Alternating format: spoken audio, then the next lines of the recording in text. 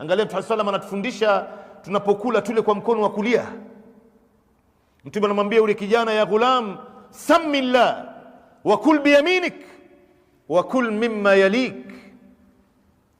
ewe kijana wewe, sema bismillahi wakati wa kula, na kula kwa mkono wako wa kulia, na kula kilichoko mbele yako. Yani leo imewekwa sinia ya biriani hapo, au sio?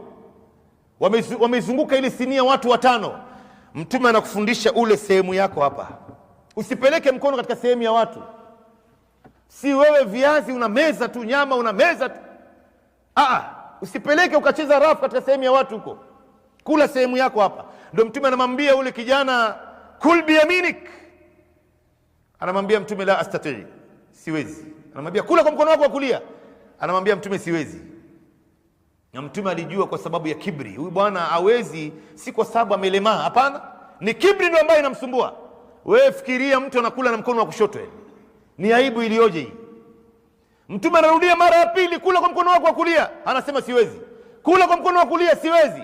Mtume akamwambia, walan tastati, wala hutoweza milele. Lan hapa ni harfu nafyin wa istiqbal. Manake inakataa kwamba sasa hivi haiwezekani na baadaye milele pia haitowezekana.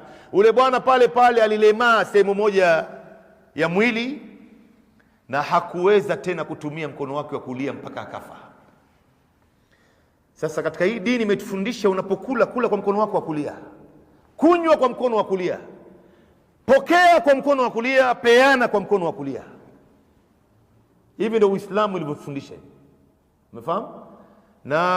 Lakini leo unamkuta Muislamu anashika kikombe cha chai kwa mkono wake wa kulia, lakini chapati au sambusa au mahamri ameishika na mkono wake wa kushoto.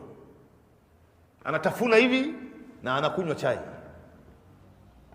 Kisa na maana nini? Wazungu wanafanya. Hawa jamaa wasiokuwa Waislamu pia wanafanya.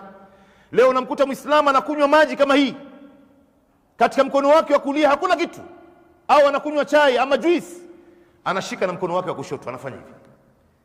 Ndio unaona Mtume sallam anasema mkono wa kushoto unatumiwa na mandugu zenu katika majini. Majini ndio ambao wanatumia mkono wa kushoto. Na Mtume anasema mkono wa kushoto unatumika chooni. Ndio wanazuoni na tafsiri hadithi hii wanasema, ukimuona Muislamu anatumia mkono wa kushoto kula na kunywa, huyu katika tabia zake ana chembe chembe za tabia za kijini.